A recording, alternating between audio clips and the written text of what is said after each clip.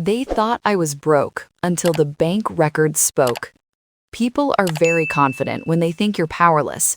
That's the first thing I learned. The second thing I learned was that confidence disappears fast when money enters the conversation. It started on a Tuesday, the kind of ordinary day that doesn't feel like it's about to divide your life into before and after. I was standing in line at my bank, holding a manila folder that contained everything I owned on paper. Statements, contracts, receipts, evidence. I didn't look like someone with leverage. I was dressed simply, clean, neutral, forgettable. No luxury bag, no flashy jewelry, no outward signal of wealth. I had learned long ago that visibility invites assumptions, and assumptions invite problems, and I didn't need more problems. Behind the counter, the teller smiled politely, the kind of smile people use when they're about to tell you something you don't want to hear. "There seems to be an issue with your account," she said. Those words always land heavy. I felt my stomach tighten, but my voice stayed calm. "What kind of issue?" She tapped her screen, hesitated, then lowered her voice. "There's a hold on your funds." I already knew. The hold wasn't a mistake. It wasn't fraud. It wasn't an error. It was intentional. And the people who caused it were sitting very comfortably in offices they believed I couldn't touch. 3 months earlier, I had walked away from a family business. Not dramatically, not loudly, just decisively. It was a business I helped grow from the inside. Unpaid overtime, informal bookkeeping, temporary sacrifices that somehow lasted years. I handled vendor negotiations, payroll logistics, and customer retention while being labeled support. No equity, no authority, no respect. But I knew the numbers. I always knew the numbers. When I finally asked for formal recognition, a written role, profit participation, transparency, the answer came wrapped in smiles and delays. "Now's not the right time. Let's revisit this next quarter. Be patient." Patience is expensive when you're the one being exploited. So I left. What I didn't expect was retaliation. Within weeks, accounts connected to joint projects were frozen under the excuse of internal review. Payments delayed, access revoked, and suddenly I was painted as unstable, irresponsible, difficult. The story they told was simple.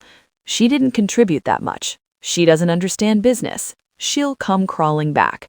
They underestimated two things: my documentation and my silence. Because while they were confident, I was preparing.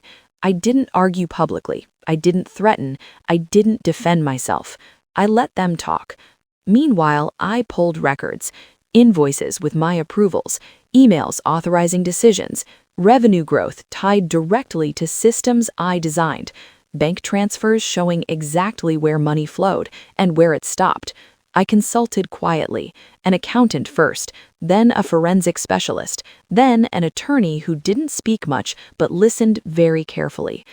"You have leverage," she said, "but only if you're willing to let them underestimate you a little longer." That's the hardest part, waiting while people think they've won. Back at the bank, the teller explained that the hold would remain until the primary account holders resolved the dispute. I nodded, calm, cooperative. "Can I speak to a manager?" I asked. She disappeared for a moment and returned with a man who glanced at me like I was already inconvenient. "We can't release the funds," he said flatly. "This is a business matter." I agree. That's why I brought documentation. I placed the folder on the counter, not aggressively, not dramatically, just enough to shift the energy. He opened it. His expression changed, slowly, then all at once. Because numbers don't argue, they don't raise their voice, they don't exaggerate, they just sit there and wait. I watched him flip through statements, contracts, timelines. I watched him realize that this wasn't a misunderstanding, it was a liability. "I'll need to escalate this," he said. "Of course," I replied. That was the moment I knew something important.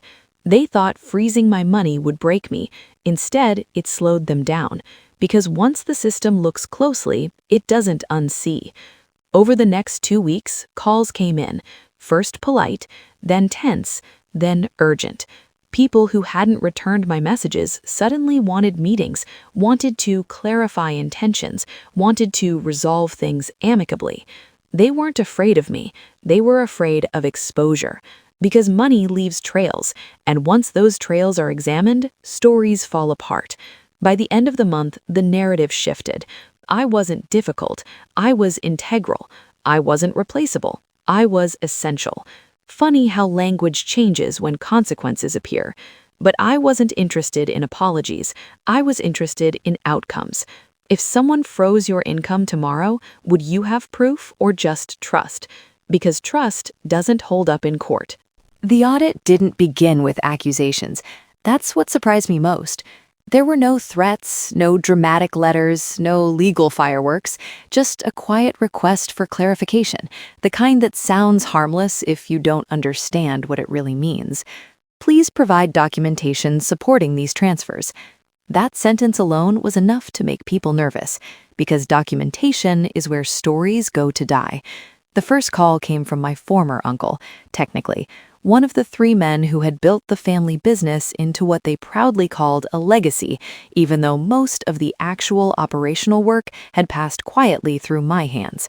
His voice was warm, too warm. "Let's not turn this into something ugly," he said. "You know how messy audits can get." I smiled to myself. Audits only get messy when someone's been careless. "I agree," I replied calmly. "That's why everything is documented." Silence. That's when I knew he hadn't expected this. They thought freezing the account would scare me into backing off, that I'd panic, compromise, beg for partial access just to survive. Instead, I had done the one thing they didn't anticipate. I had let professionals look. Once accountants get involved, emotions stop mattering. Numbers don't care whose family. Ledgers don't care about intentions. Banks don't care about loyalty. They care about patterns. And patterns were everywhere. Transfers broken into amounts just under reporting thresholds. Vendor payments rerouted through shell entities that looked legitimate on the surface. Expenses coded vaguely. Operations, consulting, miscellaneous. Classic noise. But here's the mistake they made. They reused accounts. People who think they're smarter than systems always do. During the forensic review, one transfer stood out. Small, almost invisible, an internal adjustment that didn't match any contract or invoice. It was routed through a holding account I had set up years earlier for a completely unrelated project, one I had closed and documented thoroughly. They must have assumed it was inactive. It wasn't. That single transaction tied 3 separate revenue streams together, and once that connection was visible, everything unraveled fast. The bank escalated internally. Compliance teams hate nothing more than ambiguity tied to money. Suddenly, questions weren't coming from me anymore. They were coming from departments with authority. Why was this payment structured this way? Who approved this reroute? Where is the supporting agreement? And the answers? They contradicted each other. One cousin blamed an accountant. The accountant blamed outdated systems. Another partner claimed verbal authorization. Verbal authorization doesn't move money. Paper does. That's when the tone changed. The calls stopped being friendly. They became urgent. "Let's meet," they said. "We can resolve this privately. This is getting out of hand." Out of hand for them meant out of control. I declined every meeting, not because I was angry, but because timing matters. Negotiating before leverage is established is how people lose. Instead, I waited. The audit expanded. What started as a review of frozen funds turned into a broader inquiry. Additional accounts flagged, historical transactions polled, years examined instead of months. And I watched something fascinating happen. They stopped talking to me.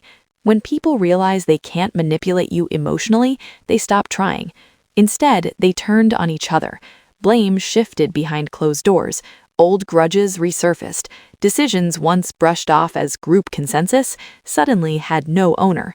And here's the part no one talks about in business disputes. Internal conflict costs money fast. Lawyers bill hourly. Delays stall cash flow. Distracted leadership bleeds revenue. Clients noticed slow responses. Vendors tightened terms. Trust eroded quietly. All while my own position strengthened.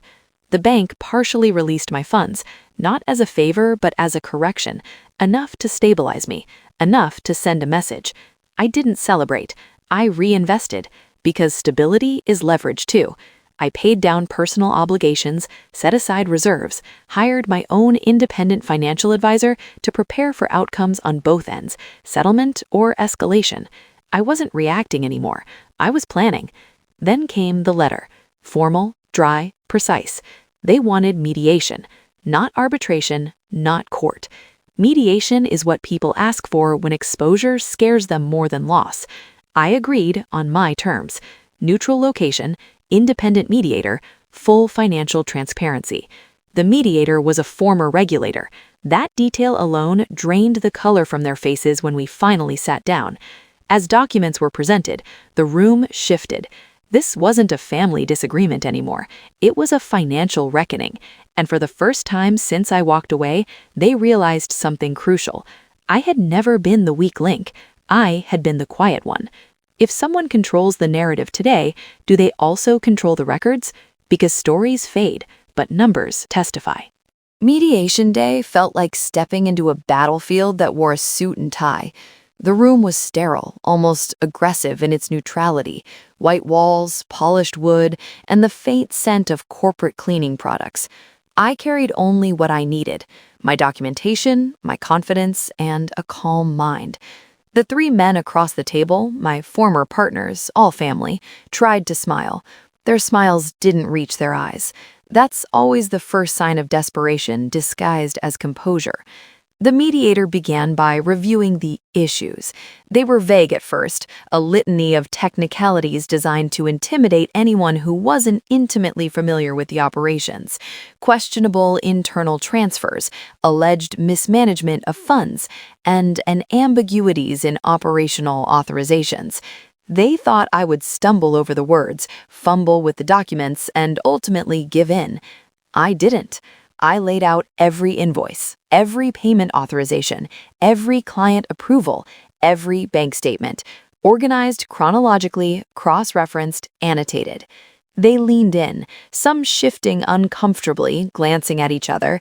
I noticed subtle tells: nervous foot tapping, a hand rubbing the back of a neck, the rare glance at a watch that wasn't justified.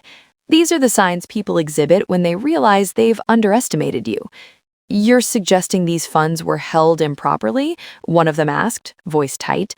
"I'm suggesting," I said, "that every transaction I handled was authorized, documented, and verifiable. The hold on the accounts appears to be a unilateral action made without legal basis." Silence followed. It was the silence that hits hardest. The mediator asked if they had anything to counter. There was a moment where pride almost spoke for them. Almost. Then one of them produced an email, vague, poorly worded, attempting to imply I had overstepped authority. I smiled, carefully, professionally. That email references a discussion from 2016. It predates my documented authority for this department by 3 years. It is not relevant to current operational control or fund access. The mediator nodded slowly. "I see. Thank you." It was the kind of moment that shifts power quietly but irrevocably. I had leverage. They hadn't realized that quiet preparation, months of careful record-keeping, would make the difference. Over the next hour, they tried small moves, suggesting alternative resolutions, offering partial releases of funds, and hinting at a potential settlement if I agreed to move on and forget certain claims. But here's the thing. When people think they can bribe silence with temporary concession, they misunderstand leverage. I didn't move. I didn't flinch, because I knew exactly what my minimum acceptable outcome was, and it was more than money. It was acknowledgement of value. I wasn't negotiating for revenge. I was negotiating for recognition and security. And then it happened. The moment where the room tilted. I pulled a small chart from my folder, a one-page visual I had prepared. It showed revenue growth, profits, and cash flow for every department I directly influenced. Every number was sourced, verifiable, and linked to bank statements. I slid it across the table. This is the financial reality.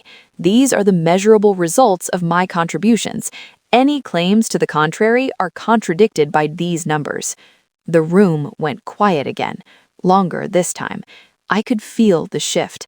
Negotiations changed tone. Urgency replaced arrogance.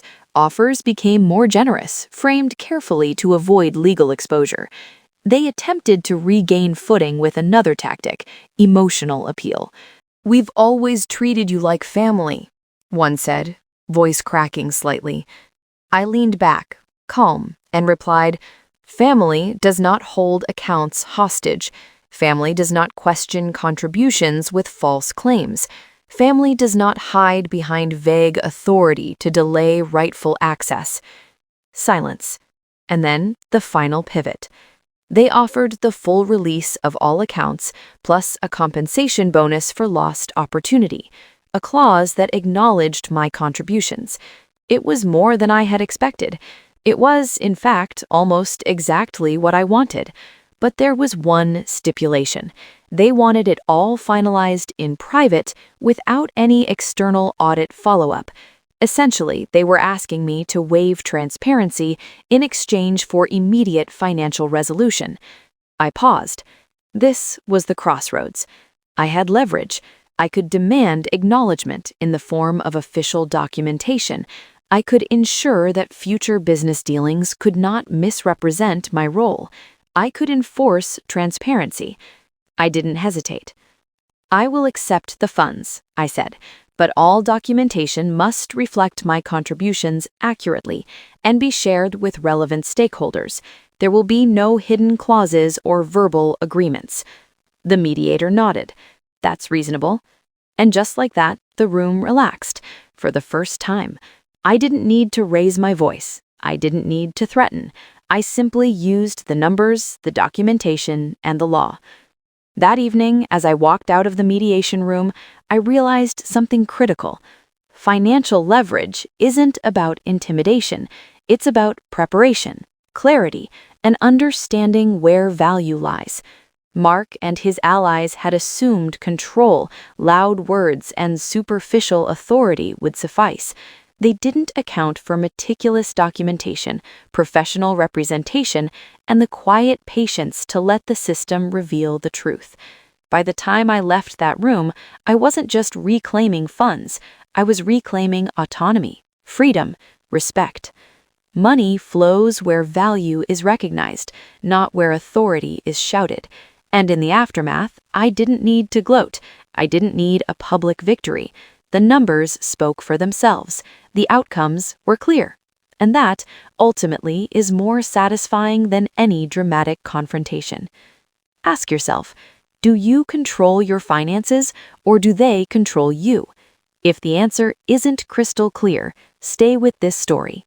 Lessons like this are worth far more than the money itself. The moment the mediation ended, I realized the fight wasn't over. Winning the immediate battle was one thing. Securing long-term control over my financial future was another. I walked out of the sterile conference room carrying my folder, but my mind was already elsewhere, calculating, planning, building the next phase. Because money is never just numbers on paper. It's leverage, it's freedom, it's the power to say yes or no without fear. That evening, I sat in my apartment overlooking the city, laptop open, spreadsheets ready. Every client account I had worked on over the past decade was listed. Every vendor contact meticulously recorded. Every revenue stream mapped to dates, contracts, and authorization levels. I had leverage, yes, but I also had opportunity, and the difference between the two is enormous. Leverage forces people to negotiate. Opportunity forces people to pay attention. The next day, I contacted several old clients who had once depended on the family business. Carefully, casually, I reminded them that I was available for consulting. Not aggressively, not desperate, just factual. Responses flooded in, one after another. "We've been hoping you'd consult again. Our operations could use your insight. Would you consider a short-term contract?" I smiled. This was the moment when independence truly begins, when your skills and reputation outweighs someone else's claims. By the end of the week, I had signed contracts totaling nearly double what I had previously earned, a mixture of consulting and short-term projects, all fully documented, all paid upfront, all under my terms. I wasn't rebuilding what I lost. I was creating a new structure entirely, one that relied on my value, not inherited authority or family connections. Meanwhile, back at the family business, the consequences of the mediation became apparent. The leadership team, the same people who had attempted to freeze my funds, faced their own internal chaos. Without access to the accounts I had managed, cash flow was disrupted. Vendors delayed shipments, clients questioned invoices, revenue stagnated. The same people who once dismissed me now had to scramble to restore operations, and they knew why.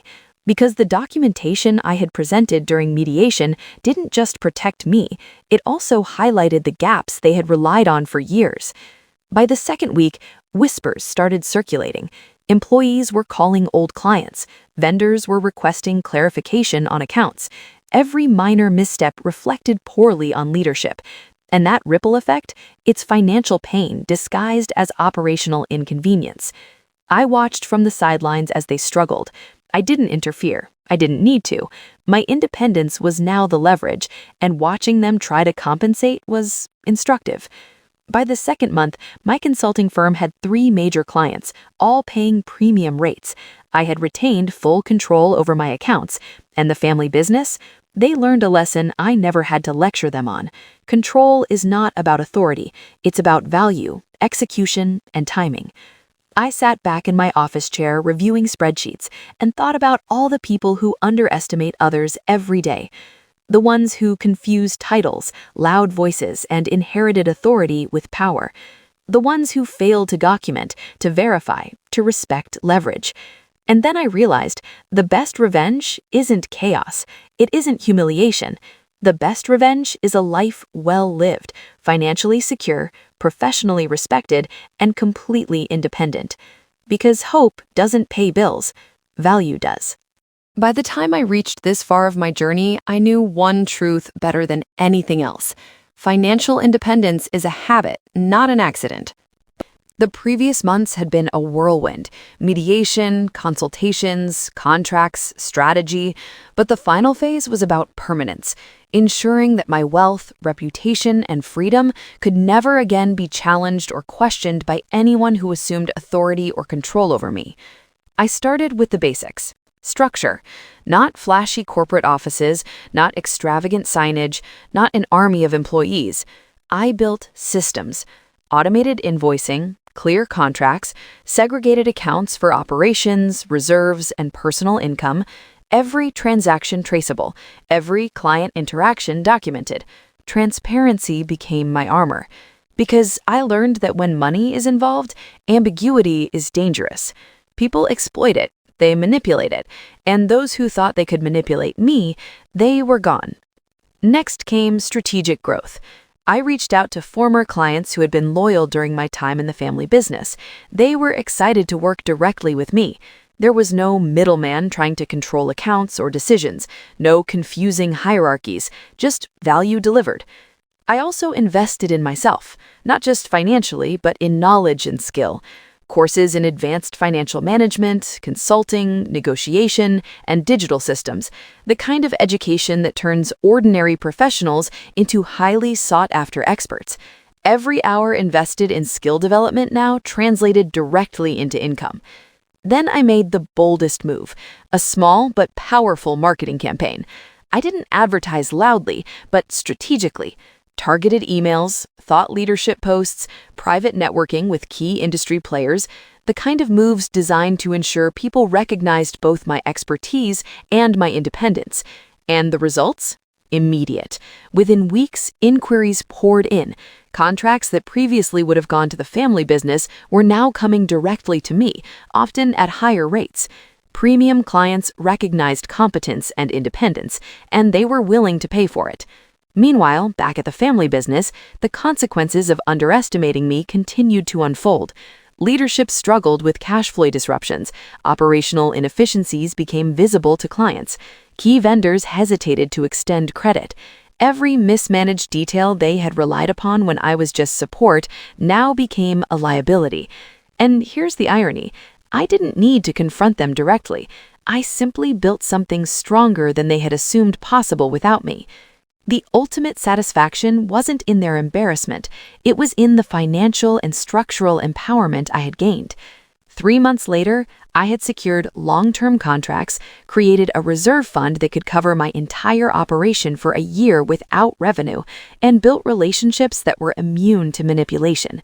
It was then that one of the former partners reached out again. "Perhaps we could collaborate," he suggested, carefully chosen words. I paused, considering the offer. I could have taken it, merged, collaborated, or rejoined in a more official sense, but the lesson was clear. Collaboration only works when power is balanced. I replied politely, firmly, and with no ambiguity. "I'm focused on growing my independent operations. Thank you for considering me." And I sent the email. No apology, no justification, no negotiation, because independence is louder than confrontation. Looking back on the journey, I realized the key factors that turned a near financial disaster into total empowerment. 1. Documentation. Every decision, every transaction, every approval meticulously recorded. 2. Leverage. Knowing your position of power before anyone else realizes it. 3. Patience. Waiting for the system to reveal the truth without forcing action prematurely. 4. Education. Continuous improvement in skills and knowledge to ensure value exceeds authority. 5. Strategic independence. Building structures and relationships that are resilient to manipulation. And the final lesson? The most effective revenge isn't about money. It's about building a life where no one can threaten your stability. I no longer worried about frozen accounts, questionable authority, or hidden clauses. I controlled my finances, my reputation, and my future. Now, if you're sitting there and thinking about someone or some system trying to hold you back, remember this: the best way to win is quietly, deliberately, and with unshakable preparation. Let the numbers, contracts, and results speak for themselves. I finished that year with a small, powerful firm, fully independent, fully functional, and fully respected. My former family partners, they learned the hard way that underestimating someone who quietly knows their value is costly, financially and reputationally. And me? I had finally proven to myself and the world that financial power is not given. It is earned, protected, and strategically wielded. And when wielded correctly, it's far more satisfying than any dramatic confrontation could ever be. So ask yourself, are you prepared to defend your financial freedom? Are you actively creating structures, building value, and documenting your achievements so no one can take them from you? Because the reality is simple. People may underestimate you. People may try to control you. But if you have the knowledge, systems, and independence, you will always be untouchable. If you want more stories like this, smash that like button, subscribe, and stay with us. The next story starts exactly where comfort ends.